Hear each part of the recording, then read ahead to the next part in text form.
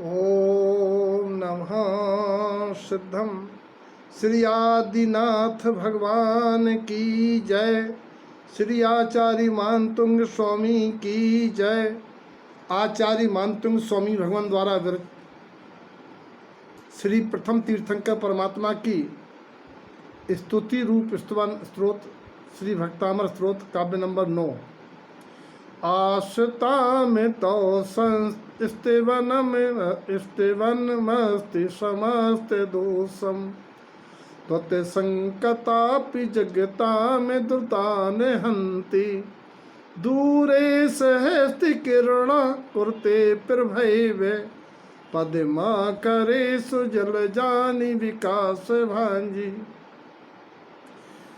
यहाँ आचार्य प्रथम तीर्थंकर परमात्मा की स्तुति में कहते हैं, आस्ताम अर्थात असमीप यानी दूर रहते हुए भी, तो स्तवन आपका स्तवन, अष्ट समस्त दोषम समस्त विकारी भावों को नाश कर देता है, तो संकथा विजगता में दुर्तांत हंती। और स्तुति ही नहीं, आपकी सत्य कथा, आपकी जीवन कथा, आपके गुण बखान करने की आक्षेपणी संवेदनी निर्वेदनी आदि कथा जगताम दुर्तान हंती, जगताम संसार जीवों के, दुर्तानी पापों को, हंती नष्ट कर देते हैं। कैसे? जैसे दूर रहते हुए सहस्त्र किरणा हजारों किरणों वाला सूर्य कुरते प्रभाव, उसकी प्रभा उसके तेज से ही, प्रभावी माने प्रभा एव, उसके धूप से, घाम से, प्रभाव से ही पद्मा करेषु माने कमलों को, जल जानी जो सरोवरों में विकास भांजी विकसित कर देते हैं, खिला देते हैं। सूर्य की घाम में, रवि के घाम में महिमा है कि सूर्य के प्रकाश से सरोवर में कमल खिल जाते हैं। ऐसी परमात्मा की कथा से भव्य जीव प्रफुल्लित प्रमुदित आनंदित हो जाते हैं, आत्मार्थी हो जाते हैं।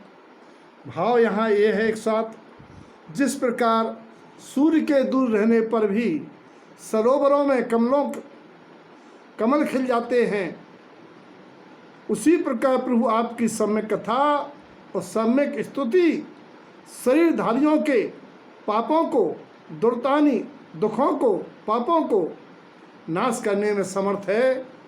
भावार्थ या आध्यात्मिक संदेश ये है, पर्याय में रहकर द्रव्यार्थिक नय से निज आत्मा का सम्यक अनुभवन, आत्मा में सम्यक दर्शन, सम्यक ज्ञान, सम्यक चारित्र प्रगटाने में सामर्थ्यवान है।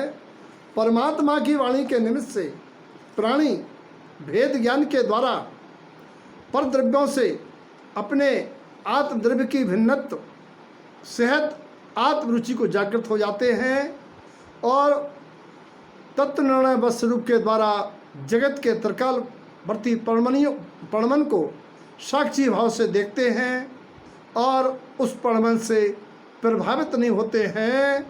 जगत का पणमन जीवों के दुख का कारण निमित्त कहा जाता है। सही माने में प्राणियों के दुख का कारण तो उन पदार्थों के प्रति अज्ञान और विपरीत श्रद्धान है। जब प्राणी का पदार्थ उपदार्थ के पणमन के प्रति सम्यक श्रद्धान ज्ञान हो जाता है, तब वे प्राणी साक्षी भाव से इस संसार के पणमन में अनासक्त रहते हुए आनंद निराकुल रहते हैं। ये है आध्यात्मिक संदेश।